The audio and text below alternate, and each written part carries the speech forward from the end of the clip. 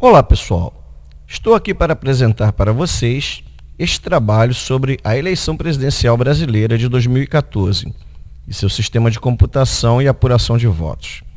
Este trabalho foi apresentado em Washington, D.C., em 21 de 3 de 2014, no Conclave for Democracy, obtendo ampla aprovação pelo público presente, entre eles jornalistas, escritores, historiadores, intelectuais e etc.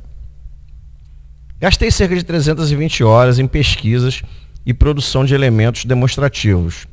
Acredito que você vai entender melhor a realidade do Brasil a partir destas informações.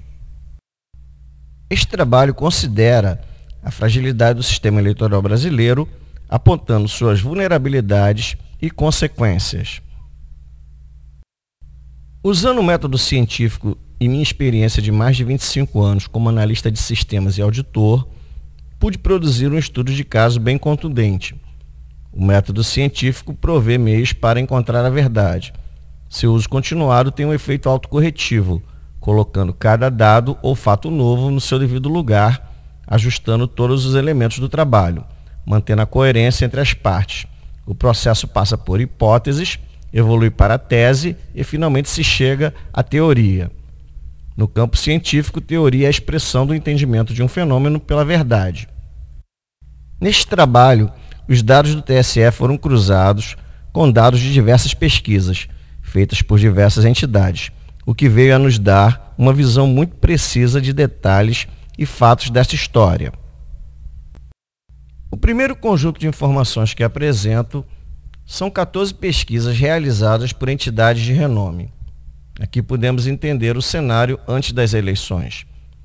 Pesquisas tradicionais são feitas por pesquisadores contratados, que preenchem formulários com dados de entrevistas feitas nas ruas, e posteriormente é feita a digitação destes dados no sistema estatístico.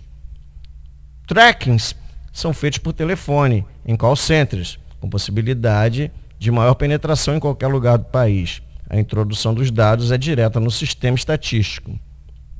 Aqui observamos a primeira incongruência, onde 11 dessas pesquisas apontam para um resultado e 3 para outro. Neste ponto, algumas pessoas sugerem que certas entidades que fazem pesquisas são sujeitas à influência do poder econômico. Cabe lembrar que as mesmas entidades que supostamente seriam suscetíveis ao poder econômico também erraram grosseiramente nas pesquisas do primeiro turno desta mesma eleição. Assim como a divulgação da apuração pode influenciar os votos pelo efeito manada, sendo esta a razão para o TSE não deixar aparecer na televisão a apuração antes do último estado terminar a votação, a pesquisa também pode produzir o efeito manada e o efeito de aceitação em caso de fraude. Um fato muito relevante é a falta de neutralidade no comando do TSE. Este fato é inaceitável no que tange ao senso internacional de integridade e justiça. Em nenhum país sério esta circunstância seria aceita. Isto é motivo de chacota internacional.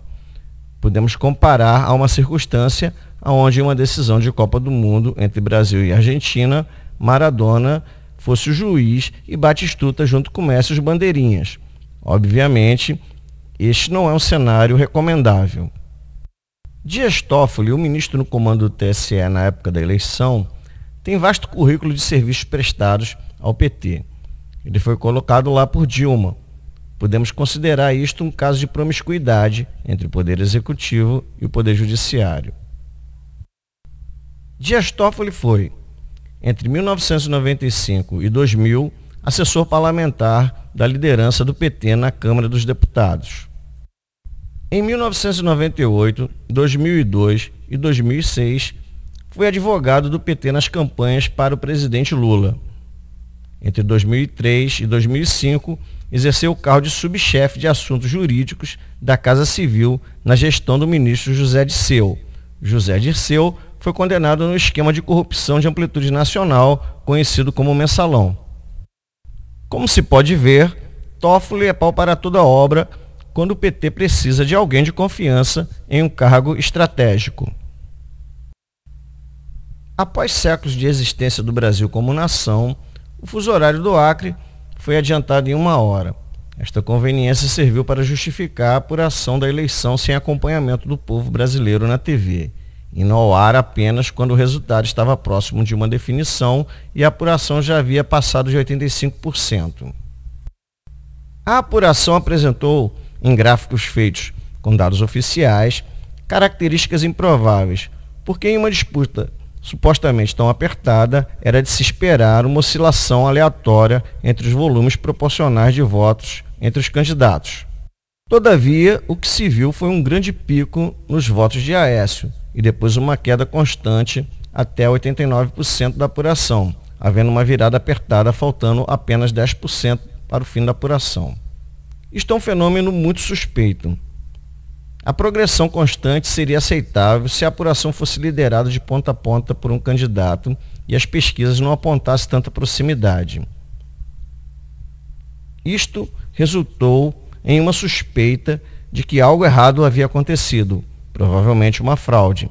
Seria necessário analisar todos os números do contexto para averiguar o caso. Temos aqui no gráfico 3 o desempenho do sistema de apuração da eleição, que em seu pico máximo chega a somar pouco mais de 1 milhão de votos por minuto. Por este site do TSE, fiz o download dos arquivos BioWeb. Estes arquivos estão no formato texto, são divididos por estados e possuem as informações de cada urna. Estes arquivos pecam pela falta da informação cronológica de eventos relevantes, como data, hora, minuto e segundo da transmissão e totalização de cada urna. Para trabalhar de forma confiável com os dados, foi necessário fazer a normatização das informações dos arquivos BioWeb e depois importá-los para uma base de dados relacional, que se tornou uma réplica da base de dados do TSE. Com estes dados na mão, pude conferir os resultados oficiais que foram publicados pela imprensa, assim como conferir vários boletins de urnas de vários estados do Brasil. Aqui houve 100% de consistência. O diagrama físico de fluxo de dados demonstra como os dados saem da urna e chegam às centrais do TRE e TSE. A estrutura do sistema é semelhante a uma árvore, onde as urnas seriam como folhas, os canais de transmissão como galhos e as centrais como raízes. A vulnerabilidade do sistema está nas urnas eletrônicas e na ausência do voto físico. O voto é apenas um registro eletrônico em uma memória flash, tipo um pendrive. Ele não existe de fato. Logo, como todos sabem, qualquer informação em um pendrive pode ser alterada. Como não existe o voto físico, não há como saber se a informação na memória flash é verdadeira. Isto torna impossível a real auditoria e impossível a recontagem dos votos. A ausência destes atributos torna o sistema eleitoral brasileiro, por si só, uma fraude. Não há nação séria que aceite este fato. Mas a pergunta é: como seria possível fraudar a eleição de forma que o resultado parecesse crível? As pesquisas são ferramentas eficientes e realistas. O universo é heterogêneo. A estatística é um fato, mas as pesquisas são passíveis de manipulação inescrupulosa quando há muito dinheiro e poder envolvido. Assim podemos ter pesquisas com resultados representando a verdade e também embustes com resultados falsos. O slide com as 14 pesquisas demonstra uma incongruência. É possível que tenha havido manipulação. Deixo essa conclusão para você. Aqui neste slide, avaliamos o resultado da pesquisa concluída no dia 13/10/2014, há 13 dias da eleição. Foi feito um estudo de migração de votos. Este estudo se manteve pertinente com 11 das 14 pesquisas apresentadas. Aqui podemos notar um comportamento extremamente suspeito. É observável que as pessoas que votam em branco ou nulo já têm uma opinião formada desde antes de haverem candidatos e campanha. Os votos nulos ou votos em brancos são votos conceituais. O eleitor vota para não ter que pagar a multa no banco e não ficar impedido de fazer alguma coisa devido à falta de comprovação de voto, como exige a lei. Este eleitor não tende a mudar de opinião, é uma questão filosófica. há também uma outra coisa a se considerar. Se o eleitor tem 8 ou 10 candidatos para escolher e não opta por nenhum, é muito improvável que ele vai escolher 2 no segundo turno, após 20 dias. Logo, a variação no número de votos brancos e nulos entre o primeiro e o segundo turno tende a ser muito pequena. Agora vamos observar com mais atenção o que esta planilha nos apresenta. A pesquisa apontou que 6% dos votos de Dilma migrariam para Aécio e 2% dos votos de Aécio migrariam para Dilma. A pesquisa apontou também que 66% dos votos de Marina migrariam para Aécio e 18% dos votos de Marina migrariam para Dilma. Os demais 16% migrariam para brancos, nulos ou abstenções. Não houve estudo sobre a migração dos votos dos demais candidatos, mas podemos fazer uma consideração. Os votos dos demais candidatos representam apenas 3,2% do total, então a distribuição teria pouco impacto nos números. Assim distribuímos a migração dos votos pelo fator ideológico. Isto foi reforçado pelo fato de que os candidatos desclassificados também vieram a apoiar os respectivos candidatos no segundo turno, seguindo o mesmo critério. Então podemos considerar que cerca de 100% dos votos de Luciana Genro, José Maria, Mauro Iazzi e Rui Costa migraram para Dilma, e cerca de 100% dos votos de Pastor Everaldo, Eduardo Jorge, Levi Fidelix e Emael migraram para Aécio. Então vamos observar um conjunto de fenômenos matemáticos entre o primeiro e o segundo turno. Houve uma diminuição dos votos em brancos em 56,52%, ou seja, restaram apenas 43,48% dos votos em brancos do primeiro turno. Isso representa um caso improvável. Então eu pergunto, 2.498.670 pessoas mudariam de conceito, um conceito tão forte, definido bem antes da campanha eleitoral?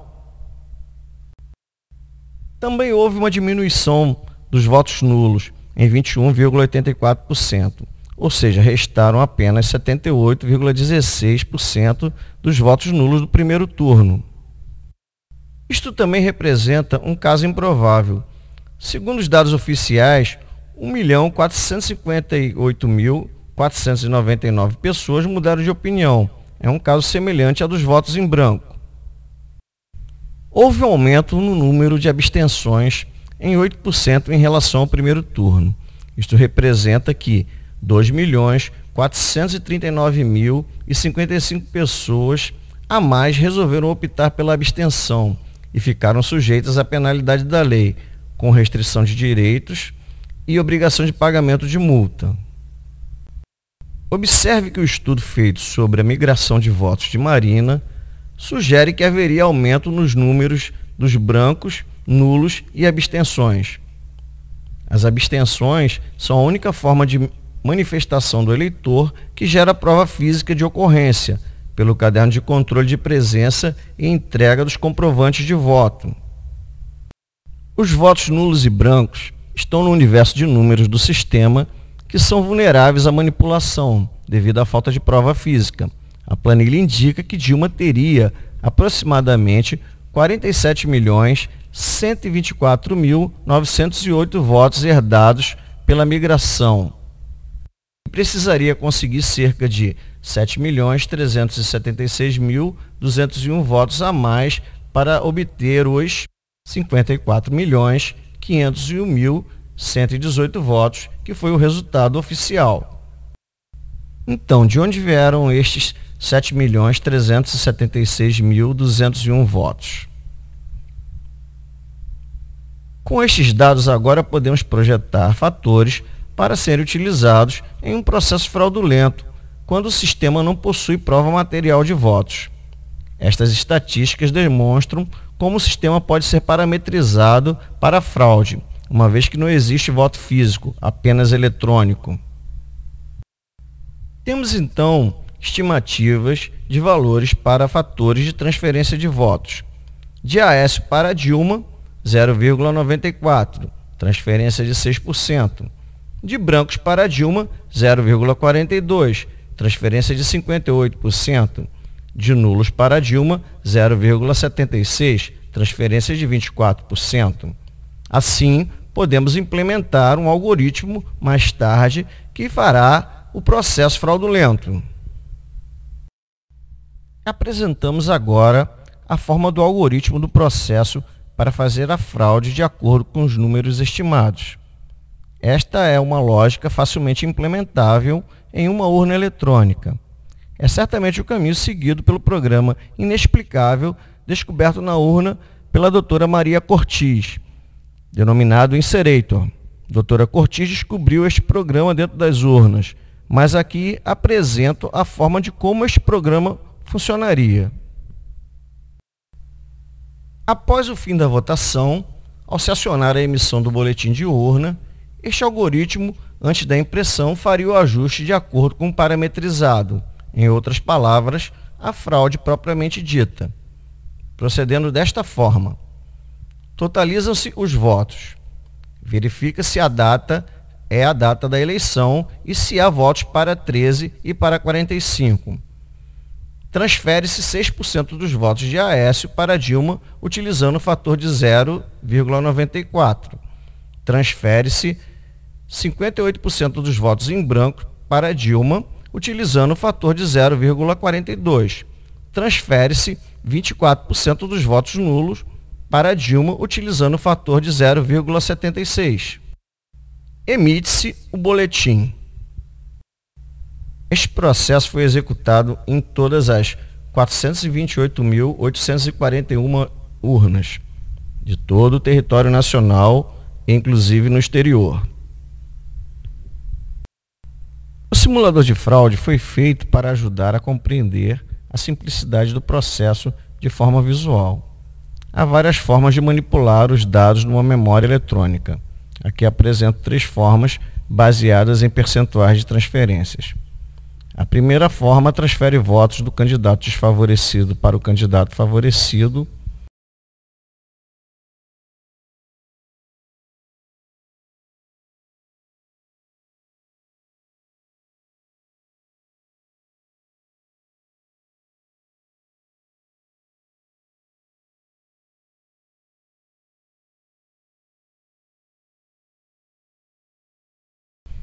A segunda forma transfere votos do candidato desfavorecido para o candidato favorecido e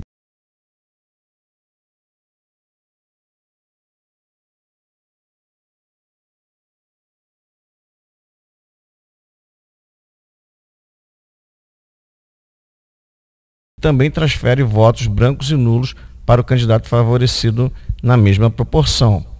A terceira forma transfere votos do candidato desfavorecido para o candidato favorecido e transfere votos brancos e nulos para o candidato favorecido em proporções independentes. Todas estas formas não deixam rastro, pois o número de eleitores total continua o mesmo, fazendo com que o boletim de urna bata com um livro de controle de presença. Vamos lembrar que o livro de controle de presença é a única prova física deste sistema e não seria prudente criar números discrepantes com estes. Fazer isto seria uma fraude no estilo pastelão venezuelano. Vamos agora visualizar com gráficos o comportamento dos números durante a apuração segundo dados oficiais. Temos no gráfico 1.1 a dinâmica oficial da apuração. A apuração começa às 17 horas. Observem a curiosa curva, o volume dos votos em relação ao percentual apurado e a hora dos fatos. Depois de passar 89% da apuração perdendo, Dilma ultrapassa com poucos votos Aécio às 19h32, quando a apuração chega a 89,57%, bem próximo de 90% do total a ser apurado, sem antes sequer ameaçá-lo. A partir daí, restam apenas 10,42% dos votos a serem apurados. E leva-se cerca de 7 horas e 15 minutos para se processar estes 10,42%. Com Dilma chegando no final com uma vantagem de 3,28%, concluindo a contagem às 2h13 do dia 27/10 de 2014. Este gráfico apresenta um evento improvável, pois não há oscilação de aproximação e afastamento em nenhum momento. Temos no gráfico 1.2 a dinâmica da apuração fazendo-se a engenharia reversa com o uso dos fatores estimados, ou seja, desfazendo o cálculo de transferência de votos baseado nos fatores encontrados no estudo dos números. O gráfico de barras 2.1 apresenta a mesma evolução segundo os dados oficiais, dando destaque às proporções a cada 5% da apuração. Observe que durante 85% da apuração, em momento algum, Dilma ultrapassa ou sequer ameaça Aécio. Este é um comportamento muito improvável, pois a proximidade nas pesquisas implicaria em oscilações ou vitória de ponta a ponta. O empate a 90% da apuração e a pequena vantagem conseguida nos 10% restantes é extremamente improvável, pela falta de oscilação nas proporções dos votos. O declínio constante de um candidato e a ascensão constante de outro a partir dos picos iniciais sugere fraude. Vamos lembrar que a mudança do fuso horário do Acre impediu o acompanhamento destes eventos pela televisão. Eu pergunto, se isto fosse transmitido em rede nacional de televisão, o que os brasileiros pensariam? O gráfico de barras 2.2 apresenta as proporções fazendo-se a engenharia reversa com os fatores estimados, ou seja, desfazendo o cálculo de transferência de votos baseado nos fatores encontrados no estudo dos números. Agora apresentamos os dados oficiais e os dados reconstituídos por engenharia reversa para todos os estados do Brasil e urnas no exterior. Observe que o processo altera a vitória apenas em Minas Gerais. Nos demais estados, o candidato vitorioso continua o mesmo, com ou sem fraude.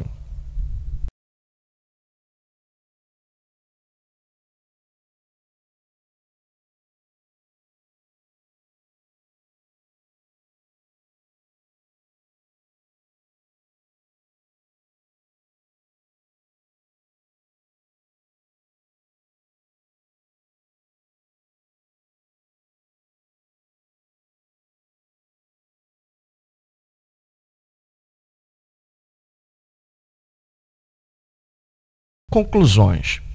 Não é possível provar a fraude da mesma forma que não se pode provar que Dilma ganhou a eleição, simplesmente porque nem em um caso nem em outro há prova material. Eu desafio qualquer um provar que estou errado. Enfaticamente quero deixar claro que não há prova de que Dilma ganhou a eleição. Somos vítimas de um perverso plano de poder perpétuo comunista. A urna eletrônica com voto em memória flash é melhor do que qualquer coisa que Antônio Gramsci poderia ter concebido como mecanismo de controle de poder. Você já se deu conta da loucura em que o Brasil está embarcado? Informações em memória eletrônica são facilmente manipuláveis e não provam nada. Este caso se tornou a maior fraude da história. A presença da empresa venezuelana Smartmatic no processo eleitoral brasileiro acentua a gravidade do caso. Podemos fazer as seguintes perguntas. A Venezuela é exemplo de democracia? A Venezuela é excelência e exportadora de tecnologia da computação? Qual a reputação da Smartmatic no mundo?